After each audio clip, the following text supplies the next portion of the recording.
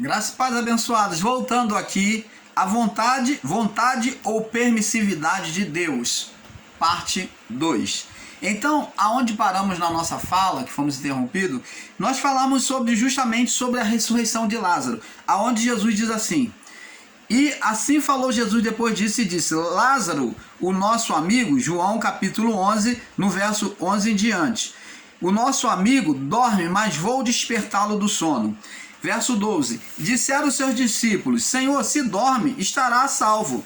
Mas Jesus disse isto da sua morte. Eles, porém, cuidavam que falava do repouso do sono.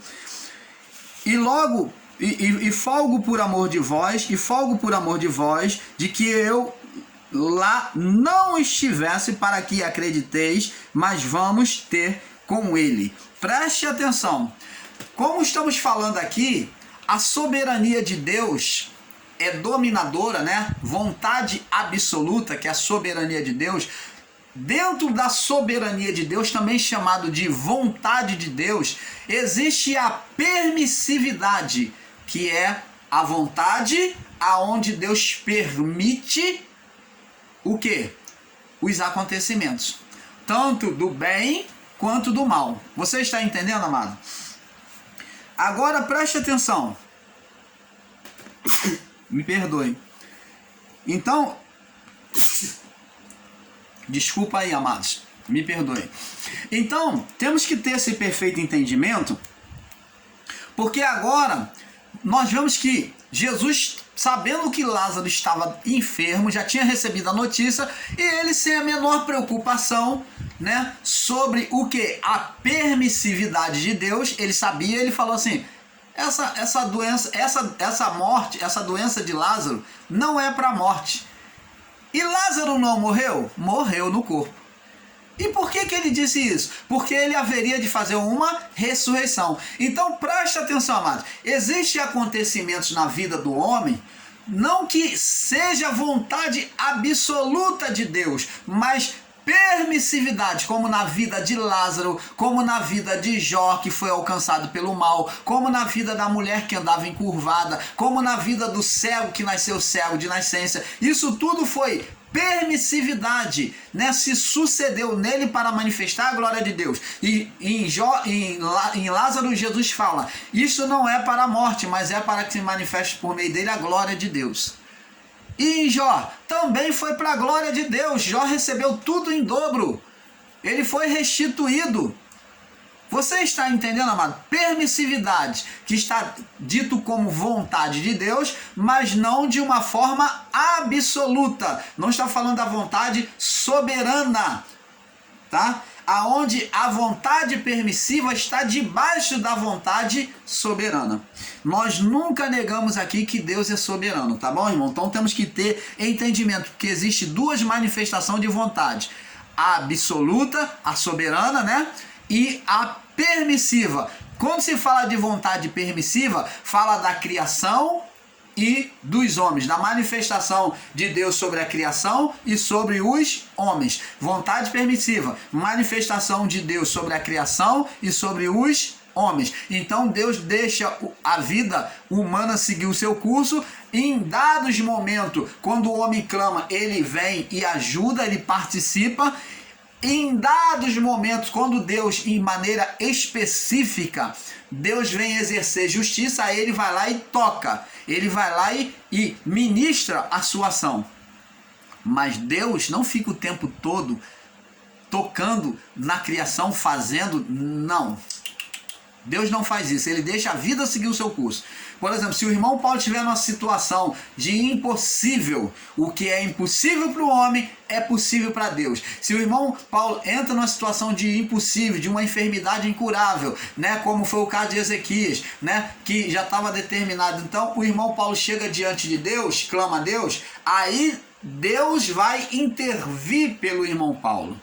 Aí Deus vai se manifestar, como se manifestou pelo caso de Ezequias, que ele já havia sentenciado a morte. Se a vontade soberana de Deus era que, se Deus já tinha anunciado que Ezequias ia morrer, preste atenção. Por que ele volta atrás na sua palavra e acrescenta mais 15 anos? Aí existem espertinhos que não têm uma resposta correta, eles criam uma conjectura dizendo: não, mas irmão Paulo, mais irmãos, porque ali Deus já sabia que ele já fez de propósito, ele já acrescentou mais 15 anos na vida de Ezequias, mas ele já sabia que ele ia viver isso. Opa! Que contradição, que Deus é cheio de trapaça, que Deus trapaceiro, que diz que o cidadão vai viver, vai morrer. Põe em ordem a tua casa, Ezequias, porque morrerás. Essa é a palavra do Senhor. Morrerás e não vai viver. Não adianta que você não vai viver. Olha, é dito por 2 vezes, em verdade e em verdade. Lembra das palavras de Jesus? Em verdade e em verdade. É um sim e um amém. Então preste atenção. Ele diz: põe a tua casa em ordem, porque viverás, morrerás e não vai viver mais. Já era uma sentença determinada. Opa, você que ensina aí. Oh, amados, quanta contradição dentro da palavra. Você que ensina que Deus é que fez aquilo, que Deus já sabia, por isso que Deus acrescentou mais 15 anos. Isso daí você está fazendo conjectura, meu irmão, jogo de palavras. Isso é persuasão. Você está vendo que a sua palavra, o seu ensinamento não bate com as escrituras, está sendo contraditório. Um Deus que sentencia diz que, prepara a tua casa, põe em ordem, porque morrerás e não viverás. Mas a atitude de Ezequias na vida humana, aonde o homem recebeu o poder e decisão de criar e destruir, de levantar, de edificar e derrubar abaixo. Então Ezequias, com um coração humilde ao ouvir a palavra do profeta Isaías, ele se prostra diante de Deus no seu palácio e chora muitíssimo, pede a Deus de misericórdia, pedindo para viver um pouco mais. Antes que Isaías saísse do palácio real, ao chegar lá no portão, antes de passar o portão do palácio real, Deus fala com Isaías e fala: olha, volta lá, olha só, volta lá e diz ao meu servo Ezequias que eu vou acrescentar mais 15 anos.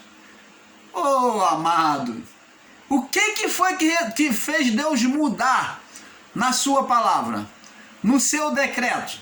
A humildade fez Deus exercer misericórdia, humildade e verdade. Ele andou com inteireza de coração diante de Deus, fez o que era reto, ele colocou as suas obras diante de Deus, ele colocou na balança. Ezequias colocou para que Deus visse: lembra que eu andei em integridade todos os dias da minha vida diante de ti? Então, diante desta verdade, olha, que não se nada prevalece contra a verdade. O próprio Deus anda dentro dos seus próprios caminhos. Ezequias mostrou uma verdade maior. A verdade de Deus é que ele iria morrer. Deus já tinha decretado. Mas Ezequias mostra uma verdade acima dessa verdade, que foi a integridade. E que diante do pedido de humildade do teu servo, que realmente andava íntegro, então Deus falou: tá, volta lá, Isaías, e diz para ele que eu vou acrescentar mais 15 anos. Você está entendendo, amado? Isto é amor, misericórdia. Como, por exemplo, Davi não podia comer os pães da preposição, que eram os pães sagrados. Davi, com seus exércitos no período da fome, foi lá, pegou o pão da preposição e comeu. Houve alguma sentença para Davi e os seus exércitos, seus amigos que estavam com ele, por terem comido na hora da fome aquele pão? Não, porque Davi fez com integridade de coração, não fez com desrespeito. Primeiro que eles estavam na fome e eles pelejavam pelo povo de Deus. Então Davi não fez de deboche, de falta de respeito a Deus, e por isso a sentença não foi entornada sobre eles. Quando Uzá, que auxiliava o carro de bois lá, e a arca estava no carro de boi, Uzá foi lá, o carro de boi passou no buraco e a arca já vinha caindo, e Uzá foi lá segurar para não danificar a arca, não cair no chão. Ele tocou na arca e ele morreu. E aí? Você está entendendo, amado? Quando existe uma lei que se é desrespeitada, aonde não há o respeito, aonde não há o menor senso de responsabilidade, é claro que a sentença vinha. Mas se fosse diante da lei, fosse havido um respeito, não havia nenhuma condenação. Como Jesus curou no sábado aquela mulher. Por isso que ele foi criticado pelos religiosos. Mas houve alguma sentença sobre Jesus? Não, porque a justiça exercida ali era de amor e misericórdia por uma vida. E Jesus mostrou que eles amavam os seus animais e que fazia tudo isso, dava água de beber aos seus animais, apacentava os seus animais e não podia fazer. Então uma vida está muito mais acima para Deus do que uma lei. Você está entendendo, amado? Permissividade. Amados, pela história da doença, morte e ressurreição de Lázaro, podemos perfeitamente entender que é permissividade de Deus, onde vemos que Deus permite no curso da vida que Lázaro seja levado à morte, porque quando ele recebeu a notícia, Lázaro ainda estava vivo, ele tinha entrado em estado de enfermidade. Agora, e diz aqui, amados, pela história da doença e morte e ressurreição de Lázaro, podemos perfeitamente entender que é a permissividade de Deus, onde vemos que Deus permite no curso da vida que Lázaro seja levado à morte, onde Jesus não deixa de pregar o evangelho. Jesus, quando recebe a notícia, ainda vai para a Judéia e passa lá 2 dias para depois regressar. Quando Jesus está regressando da Judéia, Jesus no seu próprio coração sente que Lázaro morreu. Então é ele mesmo que anuncia por discípulos, agora vamos voltar lá para Betânia lá, porque Lázaro morreu. O nosso amigo Lázaro está morto, agora ele já está morto. Agora, amados do Pai, vamos entender Isaías 45, do 5 ao 7, onde alguns irmãos em graça têm ensinado com literalismo de palavra. Amados, primeiro fato que temos que entender é que Deus não está se dirigindo a um povo ou a uma nação, na palavra de Isaías 45, do 5 ao 7. Isaías 45, né? Mas disse especificamente a Ciro, mostrando que como usou ele para o mal contra Israel no passado, também iria fazer o bem, libertação por meio dele. Agora vemos, assim como o sistema religioso ensina, os versículos isolados nas suas igrejas, nos seus ensinos, assim também muitos em graça têm procedido neste erro de literalização. Então, antes de ir para falar sobre Ciro, Isaías, nós vamos lá no livro de João, no capítulo 6, vamos no livro de João, capítulo 6, olha o que Jesus diz aqui, João 6, vamos dar uma passeada aqui para entendermos o que é vontade de Deus.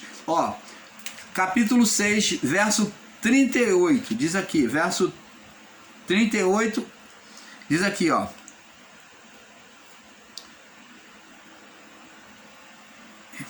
eu desci do céu, Jesus dizendo, na natureza divina, eu desci do céu não para fazer a minha vontade, vontade, o quê? Permissiva, vontade permissiva. Eu desci do céu não para fazer a minha vontade. Que vontade que ele está falando? Vontade permissiva. Eu não vim fazer os desejos da minha própria vontade humana. Vontade permissiva. Ele diz aqui, mas a vontade daquele que me enviou. Eu vou buscar fazer a vontade de Deus. A vontade do meu Pai que me enviou é essa, que nenhum dos homens que ele me deu se perca, mas que eu ressuscite no último dia. Então está dizendo que no curso da vida do seu ministério, ele iria resgatar, no curso do seu ministério, na permissividade de Deus, ele iria resgatar aqueles que o Pai tinha dado para ele. Porque na verdade porque a vontade daquele que me enviou é esta, vontade permissiva, que todo aquele que vê o Filho e crer nele tem a vida eterna, e eu ressuscitarei no último dia, falando da ressurreição do Espírito. Então, você vê aqui, temos que entender isso, amado. Agora vamos pular agora pro livro de João, capítulo 5. Vamos retroceder agora um pouco, capítulo 5, no verso 17 ao 30. Diz aqui, capítulo 5, no verso 17. Diz assim: e Jesus lhe respondeu: meu pai trabalha até agora e eu também trabalho. Então está falando do curso da natureza divina por meio do Filho. Então ele está vivendo por meio daquele corpo, Deus, né? Chamado ali no meio humano chamado de Filho. E diz aqui, então você vê aqui, ó.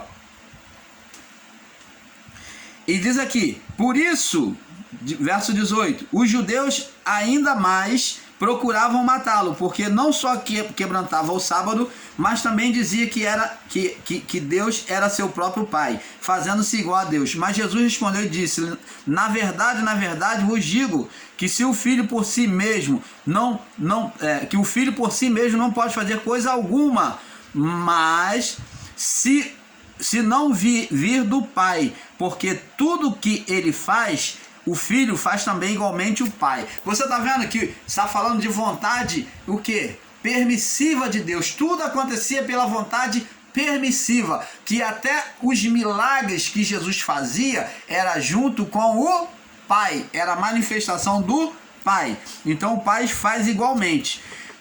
Porque o Pai ama o Filho e mostra tudo o que faz, e lhe mostrará maiores obras do que esta, para que vos maravilheis. Pois assim como o Pai ressuscita mortos e vivifica, assim também o Filho vivifica aquele a quem quer. Você está vendo? Na ressurreição de Lázaro, era o próprio Deus que permitiu a morte de Lázaro para trazer glória para o seu nome, por meio do Filho. Por isso que Jesus disse que a doença dele não era para a morte, mas para a glória de Deus. Vamos aqui prosseguir agora. Vamos no livro de Isaías 45. Agora vamos lá falar sobre Isaías. A visão errônea que muitos estão fazendo de permissividade. Então, abençoados, agora, amados do Pai, vamos entender Isaías 45, do 5 ao 7, onde alguns irmãos em graça têm anunciado com literalismo de palavra. Amados, primeiro fato que devemos entender é que Deus não está se dirigindo a um povo ou a uma nação, mas disse especificamente a Ciro, mostrando que como usou ele para o mal contra Israel, também ia trazer libertação, ia trazer o bem, a libertação por ele. Vamos aqui, veja que assim como no sistema religioso ensina versículos isolados nas suas igrejas e nos seus ensinos, assim também muitos em graça têm procedido neste erro, literalizando o texto de Isaías 45, 7, isolando os versos onde ensinam o texto fora do contexto. Então pega isso aqui, Isaías 45, versos 5, 6 e 7, diz aqui: eu sou o Senhor e não há outro fora de mim. Aí eles falam que tudo é Deus, que tudo é vontade de Deus. Não há outro fora de mim. E fora de mim não há Deus. Eu te cingirei, falando que ia cingir quem? Iria preparar quem? Para resgate do povo israelita. Quem é que Deus está falando? Para Ciro.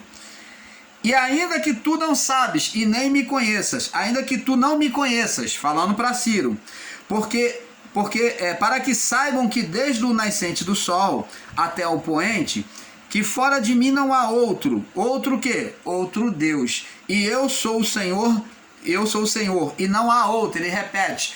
Então, vemos aqui, amados, só nisso aqui, nesse verso aqui, vemos que Deus está tratando de um povo idólatra que está vivendo cativo por causa da idolatria. Porque abandonou o seu Deus, o seu Pai, seu Criador. Aí no verso 7, que é o versículo chave para os que pregam com entendimento errôneo, diz assim: eu formo a luz, presta atenção, eu formo a luz, ele forma a luz? Forma, nós vamos ver isso.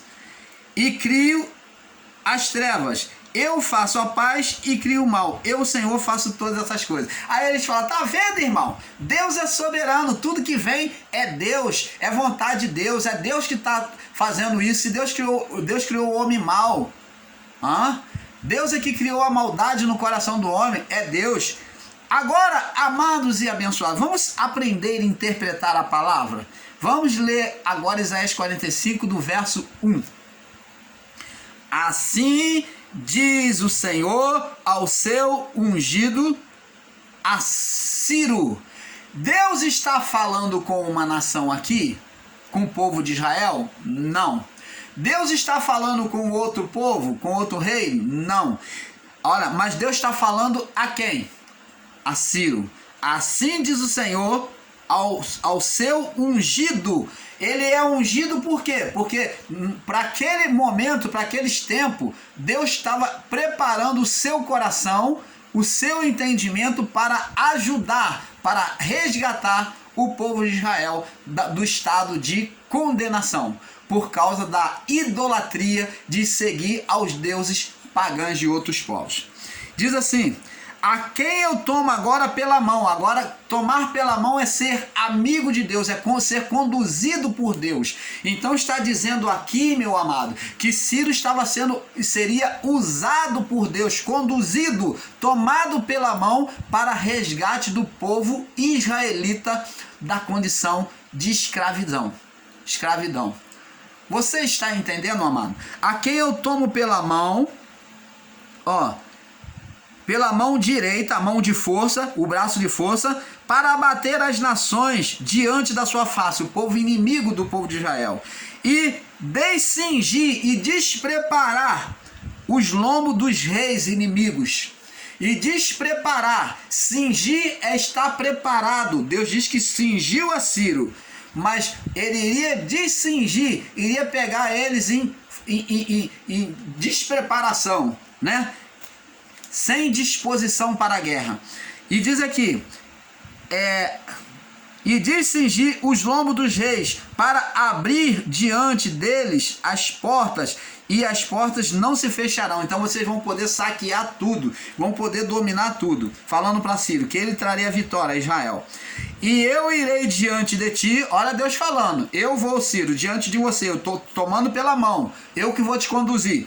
Eu irei adiante de ti, e endireitarei os caminhos tortuosos, aqueles que têm o pensamento errado diante de mim, né? Quebrarei as portas de bronze e despedaçarei os ferrolhos de ferro. Então, os inimigos, nenhum deles que você vai combater a favor de Israel, vai poder prevalecer contra você.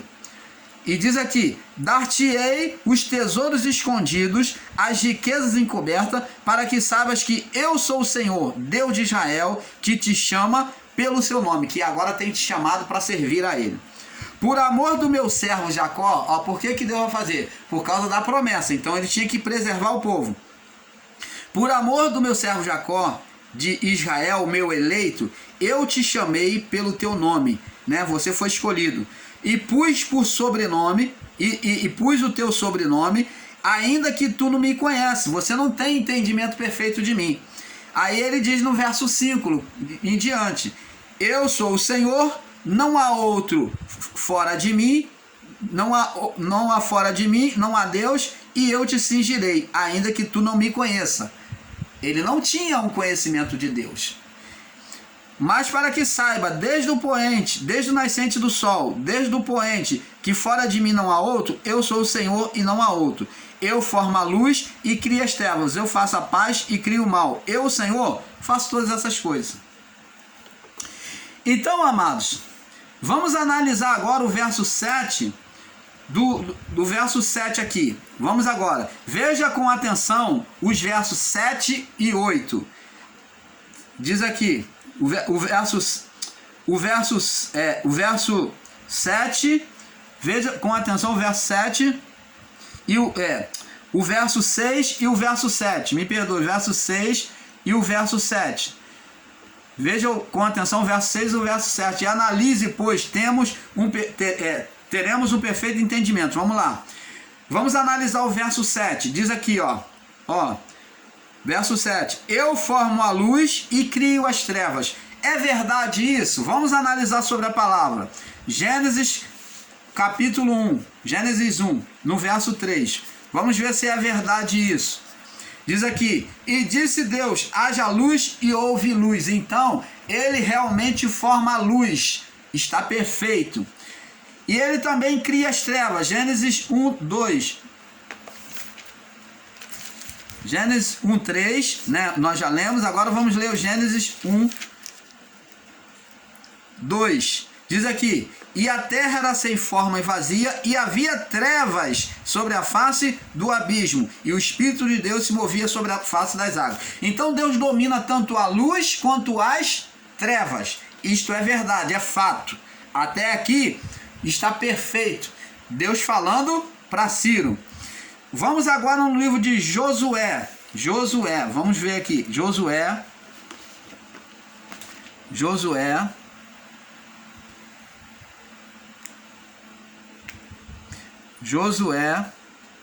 Vamos ver aqui. Josué no capítulo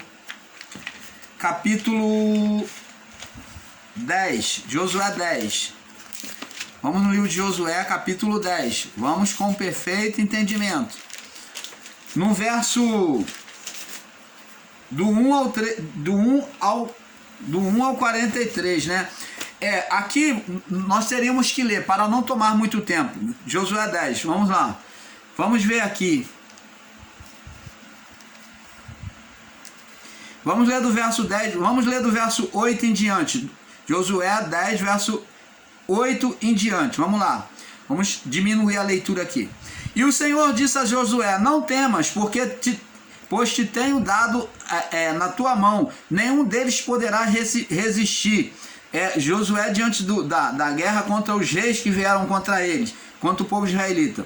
E Josué lhe sobreveio, lhe sobreveio de repente, toda aquela noite veio subindo de Gigal. E o Senhor os conturbou diante de Israel, os feriu com grande matança em Gibeão, e perseguiu pelo caminho de sobre Bet-Oron, e feriu até Azeca e Maquedá. E sucedeu que, fugindo eles diante de Israel, da descida de Bet-Oron, o Senhor lançou sobre eles do céu grandes pedras até Azeca, e morreram, e foram muito mais dos que morreram das pedras das Saraiva do que os filhos de Israel, do que os filhos de Israel mataram a espada. Então Josué falou ao Senhor no dia em que o Senhor deu aos amorreus na mão, falou do Senhor. Então Josué falou ao Senhor no dia em que o Senhor deu os amorreus nas mãos dos filhos de Israel, e disse na presença dos israelitas: Sol, detenha-te em Gibeão, e tu, lua, no vale de Azalon. E o sol se deteve, e a lua parou, até que o povo se vingou dos seus inimigos. Isso não está escrito no livro de Jasser. O sol, pois, se deteve no meio do céu, e não se apressou, e pôs-se por quase um dia inteiro. E não houve dia semelhante a este, nem depois dele. E ouvindo o Senhor a voz de um homem, porque o Senhor pelejava por Israel. Então você está vendo que aqui houve trevas sobre a terra na batalha de Gideão com o povo inimigo, né, contra os amorreus. Então você vê aqui que o povo, os reis que se levantaram contra Josué, junto com o povo, os amorreus, eles tiveram um momento ali de saraiva de pedra que caiu sobre eles. O povo de Israel transpassou muito a espada, mas a saraiva de pedra que veio sobre eles matou muito mais. E então, diante dessa batalha, Josué clamou a Deus, deu ordem, e o sol parou. Então o céu se escureceu e houve grandes trevas de repente sobre a terra. O sol e a lua se deteve, não houve movimento. E nisso nós vemos que Deus, ele cria, como na palavra de Isaías, nós vemos que se cumpre. Isaías, né? Vemos aqui no livro de Isaías que se cumpre. Eu formo a luz e crio as trevas. Ele criou as trevas lá no vale de Gibeão. Criou. Nós vemos que houve naquela batalha, houve trevas sobre a terra. Nós vamos ver outra passagem aonde houve trevas, em Mateus 27, na manifestação, aonde o Filho de Deus toma o pecado sobre ele. Jesus, né? 27, Mateus 27, na morte dele, nós vemos que há trevas, as trevas de Deus se manifestam, as trevas se manifestam sobre o poder de Deus, né? Dominada por Deus, mostrando o pecado da criação, né? A manifestação de trevas. E diz assim, Isaías 27, 45. Mateus 27, 45. Desde a hora sexta houve trevas sobre toda a terra, até a hora nona. Então, houve ali, desde a hora sexta, né? Desde a hora sexta e até a hora nona. Houve trevas sobre a terra, um período de trevas, de escuridão. João capítulo 8, confirmando aqui, agora Jesus vem dizer que ele é a luz do mundo. Vamos ver aqui, ó. Deus não é trevas, Deus não é dominado por trevas, mas ele é luz. Diz aqui, Jesus diz isso. E falou-lhe, pois, Jesus, outra vez: eu sou a luz do mundo. Quem me segue não andará em trevas, mas terá a luz da vida. Que trevas é essa que ele está falando? É trevas espirituais, na mente, dominação de Satanás sobre a sua mente, que é estar sendo enganado no conceito de Deus, né, acerca de Deus e da sua vontade. Então Jesus disse que ele era a luz, que tinha que ouvir a ele. Como vemos, Deus mostra que é dominador tanto da luz quanto das trevas. Até aí nós vemos que a palavra ali de Tarsilo, ela pode ser aplicada, pelo menos até aqui, ela pode ser aplicada, né, para os dias de hoje, né, para os dias de hoje, porque até aqui tudo bem. Agora vamos ver a parte B aqui, o que diz aqui. Ele diz: eu formo a luz e crio as trevas, vírgula, ponto e vírgula. Eu faço a paz, ele faz a paz? Ele faz. Jesus disse: eis que vos dou a minha paz, não vou lá dou como o mundo a dá. Eu faço a paz e crio o mal. Agora me responde uma coisa, amados irmãos. O que tem a ver a paz com o mal? Vamos lá. Agora observe a parte B do verso 7 de Isaías 45, onde diz que eu faço a paz e crio o mal. Observaram? Não, né? Então vamos mostrar. O que tem a ver a paz com o mal? O que tem a ver? Porque aqui foi feito um paralelo para Ciro. Eu faço a paz e crio o mal. Paz, o contrário de paz é guerra, e o contrário de mal é bem. Então não tem nada a ver de paz com o mal, como esses ensinadores em graça estão ensinando com literalismo de palavra. Você vê que há uma contradição aqui, paz e mal. Não tem nada a ver, está totalmente desigual, paz e mal. O contrário de paz é guerra, o contrário de mal é bem, bondade. Então, nós vemos aqui que há uma contradição. Veja que é uma palavra em guerra. Paz, o contrário de paz é guerra e não de mal. Veja que não há uma conexão no sentido da palavra, pois paz com mal. Como mal, o contrário de mal é bem, o contrário de paz é guerra. Deus está falando a Ciro que o que ele faria por meio dele. Por quê? Porque Ciro já foi também um acharcador, um dominador do povo de Israel. Ele já aplacou o povo de Israel no passado. Então Deus está falando: olha, você já foi usado para o mal contra o meu povo, mas agora você vai ser usado para o bem. Você já foi usado para fazer guerra, mas agora você vai ser usado para trazer a paz para o meu povo. É isso que está falando o texto. Deus está falando para Ciro que ele faria por ele, diante do povo que se esquivava para a idolatria, que ia para a idolatria. Como ensinamos, a permissividade está debaixo da vontade absoluta da soberania de Deus. A permissividade está debaixo, nós vemos aqui a permissividade. Veja que na criação, Deus sendo o Senhor soberano, né? Vamos lá, Gênesis capítulo 2. Vamos passear na palavra, trazendo um perfeito entendimento. Gênesis capítulo 2, no verso 15.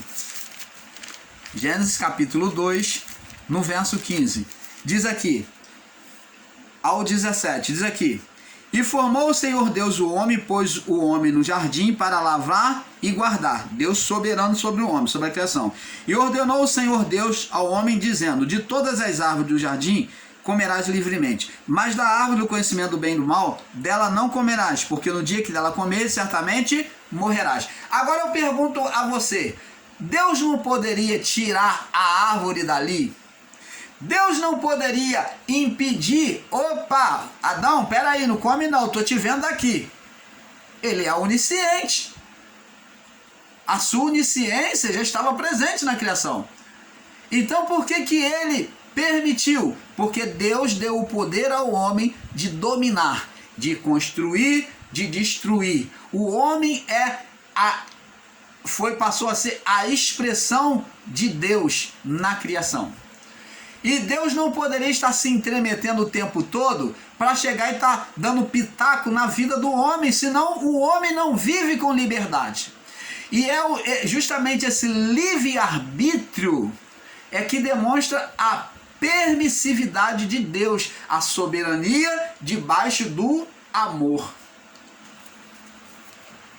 A liberdade debaixo do amor de Deus. Então veja que não deixou de ser soberano. Gênesis 2, do 15 ao 17. Não deixou não deixou de ser pecado no homem, mas respeitou as suas leis. Deus não impediu o homem de pecar. O homem foi lá e pecou. Por que Deus não entrou no curso da natureza para impedir? Por que Deus não foi lá e impediu o homem de pecar? Porque Deus anda nas suas próprias leis. Ele concedeu poder ao homem na criação. E Deus não ia estar o tempo todo falando, não, isso aqui não pode. Se ele deu a autoridade, como é que ele vai tirar a autoridade que ele deu? Então ele deixou Adão à sua vontade. Ó, livre-arbítrio, debaixo do livre-arbítrio. Ele respeitou as suas próprias leis. A lei de Deus é o livre-arbítrio. Se tirar o livre-arbítrio, Deus deixa de andar nas suas próprias leis. Uma das leis de Deus a si mesmo é aquilo que ele já determinou. E ele na criação ele deu o livre-arbítrio, que é a permissividade ao homem de decidir o bem e o mal. Onde ele impôs a si mesmo, a sua lei do livre-arbítrio no homem. Onde ele pode interferir, mas não participa diretamente da vida do homem, que não permite, onde aquela vida vai sofrer o dano. O homem que não permite Deus reinar sobre a sua vida, vai viver na vida de sofrimento, o homem sem Deus. Vamos estar provando aqui mais abaixo em Gênesis 4, no verso 5 ao 8. Vamos lá agora, Gênesis 4. Vamos ver agora no livre-arbítrio, na lei de Deus, da permissividade de Deus, que Deus não iria interferir. E diz aqui, ó, verso 5. Mas para Caim... Vamos ler do verso 3, tá? Para não ficar fora do contexto. Gênesis 4, 3 em diante. E aconteceu que ao cabo de dias que Caim trouxe do fruto da terra uma oferta ao Senhor.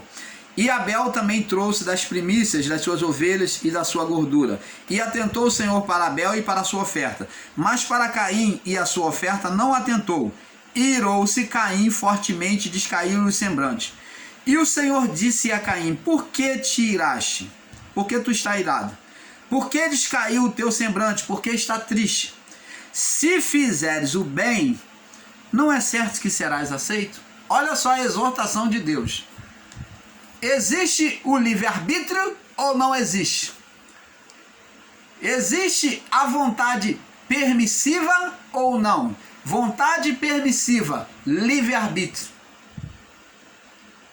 Então, abençoado, no mundo da criação, a vontade permissiva de Deus foi chamado de livre-arbítrio. Livre-arbítrio. Seja do curso da vida ou no curso da vida ou no próprio homem. A vida, no curso da vida, existe o livre-arbítrio. aonde as fatalidades podem acontecer pela falta de manutenção do homem, pela falta de higiene, pela falta de educação. Se um corpo, uma vida não tomar banho, não se cuidar, ela vai ficar doente. Ela vai adquirir bactérias, chegar uma hora que a imunidade do corpo não vai poder deter os germes. Isso é livre-arbítrio. Ah, tem mais para falar para vocês. E quanto àqueles que botam piercing, né, no nariz, no umbigo, no umbigo, nas partes do corpo? E quanto àqueles que botam tatuagem no corpo? Eles deixam de ser filho de Deus por causa disso? Não. O corpo foi entregue a eles. E quem tem que cuidar do corpo, o corpo foi feito para o homem. O santuário de Deus, a morada de Deus é dentro, é no espírito. E no espírito não tem como você tatuar, você botar piercing. Eu quero ver você botar piercing no espírito, meu irmão. Eu quero ver você tatuar, eu quero ver você botar brinco no espírito. Eu quero ver você botar pintura, batom. Você não bota. Não adianta você no espírito, você não pinta o cabelo de azul, de branco, de amarelo, de roxo. Você não pinta a barba, no espírito você não faz barba. Você não faz unha. Não bota silicone. No espírito, que é a parte divina, não se faz isso. Então, na vida do corpo, a responsabilidade é minha e sua. Você está entendendo, amado? Então você é que tem que cuidar. Então Deus fala para Caim: se você fizer o bem, não é certo que você será aceito? Deus aqui está escolhendo alguém? Não, pelo contrário. Ele está exortando a Caim carinhosamente a se arrepender do que ele fez. Ó, Deus está falando que na vida do corpo dele, na vida dele, haveria consequências se ele não voltasse atrás. As consequências iam vir. Ó, se fizeres o bem, não é certo que serás aceito. Se você prosseguir em fazer o mal, o pecado jaz à porta, e sobre ti será o teu desejo.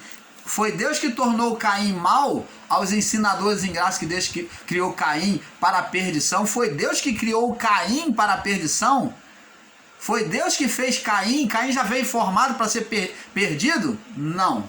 Não foi Deus. Quem gerou Caim foi a mãe de Caim. Não se esqueça, ele teve uma mãe chamada Eva, aonde por ela gerava filhos bons e filhos maus. Quem gerou não foi Deus. Essa essência não veio de Deus, mas do homem no seu estado de pecado, aonde o ser Satanás, na sua legalidade, passou a ter direito de também gerar. Cada vez que uma vida foi gerada, o seu espírito seria distribuído no homem como espírito mau, aonde os pensamentos seriam maus, seriam filhos maus. Verdade que Caim foi um filho mau, quando Abel foi um filho bom, mas não foi Deus.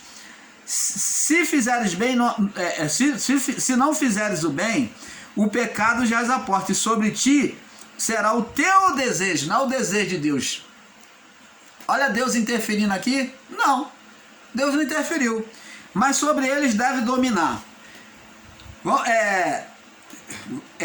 Veja que Deus exortou a Caim, isto é, não foi a sua vontade absoluta, pois desejou que Caim mudasse seu coração, mas não interferiu, né? O Caim não mudou seu coração, não interferiu, não mudou o coração de Caim, não foi Deus que mudou o coração dele.